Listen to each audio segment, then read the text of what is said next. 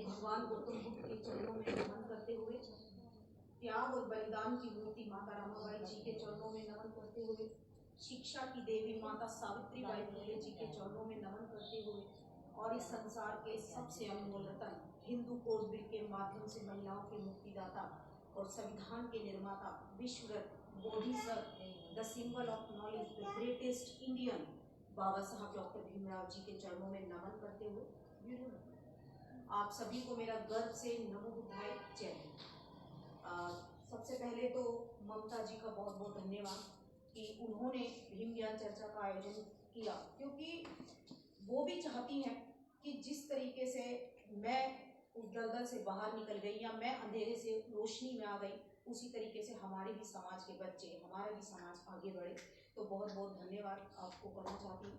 और पिंकी बहुत सारी बातें आपको बताई और बहुत सारी बातों में उन्होंने बाबा साहब की बातें भी ली कि आज जैसे 6 दिसंबर है और आज के दिन ही बाबा साहब इस दुनिया से चले गए हम लोगों को छोड़कर, क्योंकि बाबा साहब डॉक्टर अंबेडकर ने जितना कुछ हमारे लिए किया, यानी कि पूरा जीवन अगर मैं कहूँ अपने जीवन के 39 साल तक वो कंटिन्यू संघर्ष करते रहे हम लोगों के लिए, हमारे हक अधिकारों के लिए। उन्होंने देखिए अपने 4 बच्चों की कुर्बानी दी, उन्होंने अपनी पत्नी की कुर्बानी दी, उन्होंने अपनी पूरी जवानी की कुर्बानी दे दी, तब कहीं जाकर आज हम लोगों को हक अधिकार मिले हैं।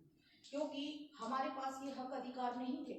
जब बाबा साहब बचपन में जब छोटे थे और स्कूल में जब वो पढ़ने के लिए जाते थे, तो एक ब्राह्मण टीचर उनको बहुत मारता था और कहता था तू पढ़ लिख कर क्या करेगा। ऐसा उस ब्राह्मण टीचर ने 1 बार बोला, 2 बार बोला, तीसरी बार बालक भीम को गुस्सा आ गया और उन्होंने कहा कि मास्टर जी मैं पढ़ लिख कर क्या करूंगा, ये पूछने का काम आपका नहीं। यदि दोबारा तुमने मुझे इस तरीके से डांटा तो इसका परिणाम अच्छा नहीं होगा। लेकिन बाबा साहब पढ़ाई की कीमत जानते थे, शिक्षा की कीमत को वो जानते थे। जब सबसे पहले बाबा साहब ने 1927 में महाड़ आंदोलन किया, 1930 में नासिक का कालाराम मंदिर का आंदोलन किया और उसके बाद कंटिन्यू वो आंदोलन करते रहे हमारे हक अधिकारों के लिए। और इस देश को सर्वश्रेष्ठ संविधान बाबा साहब डॉक्टर अंबेडकर ने दिया और उस संविधान में सारे अधिकार महिलाओं को पुरुषों के बराबर अधिकार दे करके गए। आज जो हमारे बच्चे अच्छे अच्छे स्कूल कॉलेजों में पढ़ पा रहे हैं, क्योंकि जब बाबा साहब छोटे थे तो वो जूते चप्पलों के पास बैठ कर पढ़ते थे, लेकिन आज मुझे बताइए किसका बच्चा जूते चप्पल के पास बैठ कर पढ़ता है? किसी का नहीं। लेकिन बाबा साहब ने मेहनत की, संघर्ष किया और उनकी बदौलत आज हमारे बच्चे अच्छे स्कूल कॉलेजों में पढ़ पा रहे हैं। स्कूल में वो कई दिन प्यासे रहे, आज मुझे बताइए किसी का बच्चा स्कूल में प्यासा रहता है? नहीं रहता, क्योंकि इतना संघर्ष वो करके गए। आज अगर हर चौराहे पर बाबा साहब की स्टैचू लगी है, भारत की बात छोड़ दीजिए, पूरे संसार की बात अगर मैं करूं तो सबसे ज्यादा स्टैचू अगर किसी के हैं तो वो सिर्फ और सिर्फ बाबा साहब के हैं। आखिर क्यों उनके स्टैचू लगे हुए हैं? हर चौराहे पर आपको मिल जाएंगे। ऐसा उन्होंने क्या कर दिया? क्या कभी हमने ये सोचा? हमने तो कभी नहीं सोचा, है ना? क्योंकि जय जयकार उसी महापुरुष की होती है जो इस देश के लिए कुछ करके जाते हैं। तो आज अगर बाबा साहब की जय जयकार हो रही है तो वो ऐसे नहीं हो रही है, क्योंकि वाकई में ही उन्होंने इस देश के लिए बहुत कुछ किया है। और सबसे ज्यादा जो संविधान के आर्टिकल 46 में हमको बाबा साहब एजुकेशन यानी शिक्षा का राइट दे करके गए और शिक्षा से ही हम लोग आगे बढ़ सकते हैं। दूसरा हमारे पास कोई भी ऑप्शन नहीं है। अगर आप अपने बच्चों को अच्छी पढ़ाई कराओगे, क्योंकि एक बार आप 2 रोटी में से 1 रोटी आप खाइए, लेकिन आप अपने बच्चों को शिक्षा जरूर दीजिए, क्योंकि शिक्षा से ही सोचने समझने की बुद्धि का विकास होता है। अगर आपके बच्चे अच्छे पढ़ेंगे तो अच्छी नौकरी उनकी लगेगी, जब अच्छी नौकरी लगेगी तो अच्छी जॉब उनकी लगेगी, जब अच्छी जॉब उनकी लगेगी तो सैलरी आपके घर में अच्छी आएगी। तो हमें अपने बच्चों को पढ़ाना है और पढ़ाई से ही वो आगे बढ़ सकते हैं। बाबा साहब ने शिक्षा की कीमत को जाना और शिक्षा क्या कर सकती है। एक छोटी सी कहानी आपको बताती हूँ कि एक राजा था और उसने अपने 4 दरबारियों को बुलाया और उस राजा ने कहा कि मुझे शिक्षा की कीमत बताना, अगर तुमने नहीं बताया तो कल सुबह तुम्हारा सर कलम कर दिया जाएगा। वहां पर उन 4 दरबारी की भूख प्यास उड़ गई कि हम तो पढ़े लिखे नहीं है, हमें शिक्षा की कीमत का क्या पता। उनकी रातों की नींद उड़ गई, भूख प्यास सब कुछ मिट गई। एक दरबारी का बेटा 10 साल का था। तो उसने कहा कि पिताजी आप बहुत उदास परेशान हो, आखिर क्या हुआ? तो उन्होंने कहा कि बेटा, राजा दरबारी से पूछता है कि मुझे बताओ शिक्षा की कीमत क्या होती है, नहीं तो तुम्हारा सर अभी कलम कर दिया जाएगा। तो 10 साल का बेटा उसका हाथ खड़ा करता है और कहता है कि राजा जी मैं आपको शिक्षा की कीमत बताऊंगा। तो वो कहता है कि बताओ मुझे शिक्षा की कीमत क्या होती है।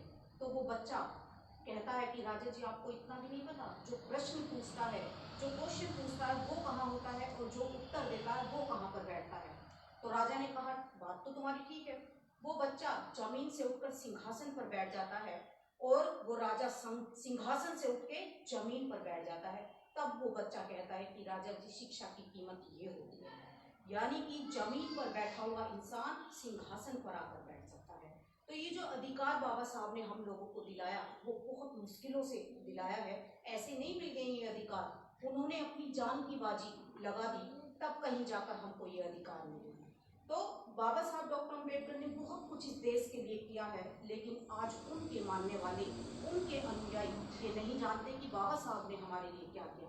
क्योंकि आज क्या हो रहा है कि लोग बाबा साहब के भक्त बन रहे हैं, सिर्फ उनके सामने कैंडल जलाना या मोमबत्ती जलाने से कोई उनका अनुयायी नहीं बन जाता, या उनके चरणों में सर रखने से कोई उनका अनुयायी नहीं बन जाता। अनुयायी बनने के लिए, क्योंकि अनुयायी का मतलब क्या होता है, जो अनुसरण करता है, यानी उनके बताए रास्ते पर चलता है, उसको कहते हैं अनुयायी। तो बाबा साहब ने तो हमें देखिए 22 प्रतिज्ञाएं दी, हमको 22 प्रतिज्ञाएं दी। यदि हम लोग उन 22 प्रतिज्ञाओं में से शुरू की 4 या 5 या 7 प्रतिज्ञाओं का भी पालन कर लेते हैं तो भी हमारे लिए बहुत बड़ी बात है। बाबा साहब ने हमसे कभी कुछ नहीं मांगी, बल्कि वो तो हमें दे करके गए हैं। क्योंकि पूरे संसार में सबसे ज्यादा पढ़े लिखे, पूरे संसार में सबसे ज्यादा ज्ञानवान, पूरे संसार में अभी तक इस धरती पर कोई दूसरा व्यक्ति पैदा नहीं हुआ जो ज्ञान के मामले में बाबा साहब का मुकाबला कर सके। कोई भी उनके ज्ञान का मुकाबला नहीं कर सकता। लेकिन ऐसे महामानव की बात हम लोग नहीं मानते। अभी क्यों? आज जो हमारे समाज का जो पतन हो रहा है वो क्यों हो रहा है?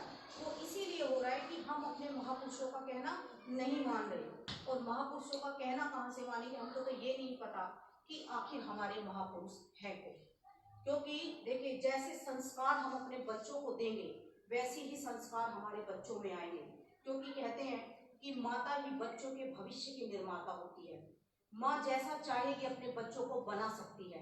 माँ चाहे तो अपने बच्चों को चोर और डाकू बना दे, और माँ चाहे तो अपने बच्चों को एक अफसर अधिकारी बना दे। एक छोटी सी कहानी आपको सुनाती हूँ। एक अपराधी था और जज ने उसे फांसी की सजा दी। तो जब उसे फांसी की सजा मिल गई तो जज ने पूछा कि भाई तुम्हारी आखिरी इच्छा क्या है? तो उसने कहा कि जज साहब, आपने मुझे फांसी दी, आपने अपनी जिम्मेदारी को निभाया। पुलिस वालों ने मुझे पकड़ा, उन्होंने अपनी जिम्मेदारी को निभाया, लेकिन आपने फैसला लेने में गलती कर दी।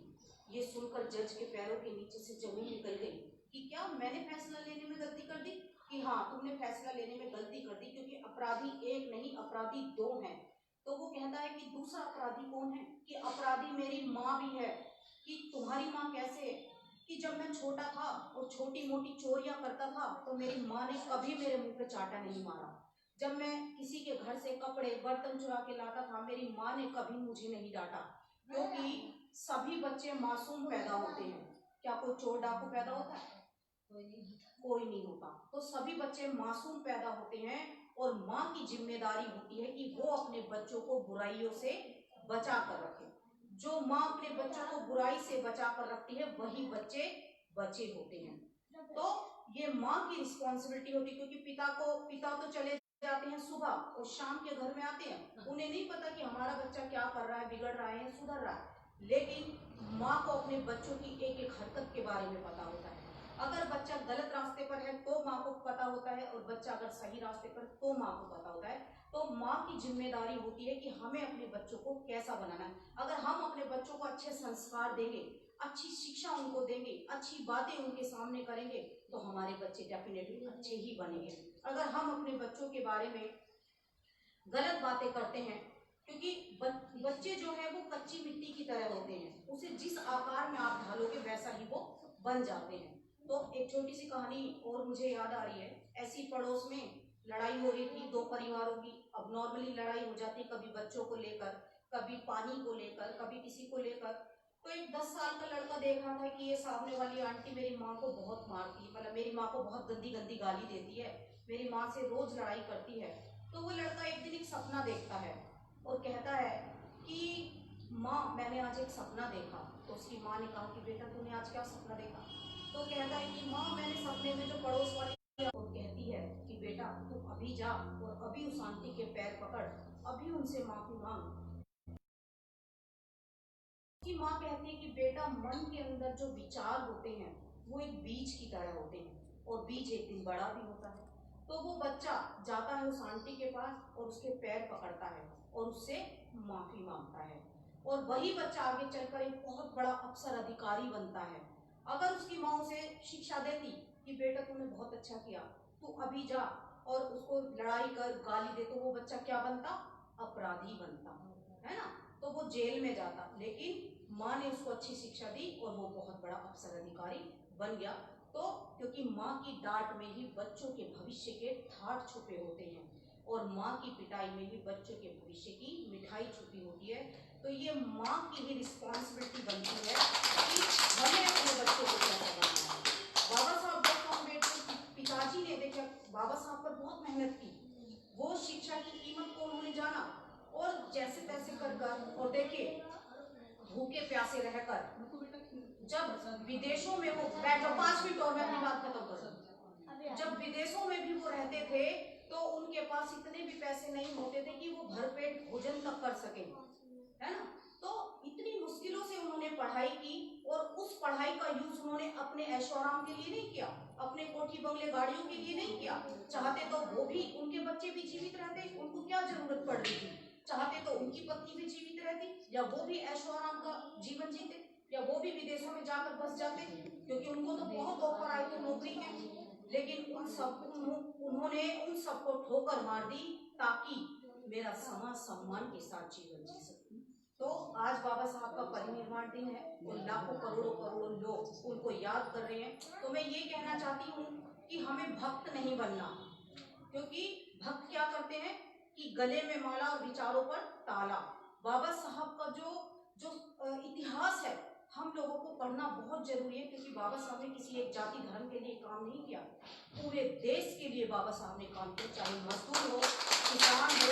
और दूसरी बात कि आज अगर इस देश की महिलाएं सम्मान का जीवन जी रही हैं, खुली हवा में सांस ले रही हैं या पुरुषों की बराबरी कर रही है, या आज मैं यहाँ खड़ी होकर बोल पा रही हूँ, तो वो किसी की बदौलत नहीं, क्योंकि हमारे लिए लड़ाई किसी ने नहीं लड़ी, हमें बचाने के लिए कोई नहीं आया। अगर मैं 4 अगस्त 1923 की अगर बात करूं, 1923 से पहले छोटी छोटी बच्चियों को मार दिया जाता था, स्पेशली लड़कियों को, उनको जिंदा रहने का कोई अधिकार नहीं था।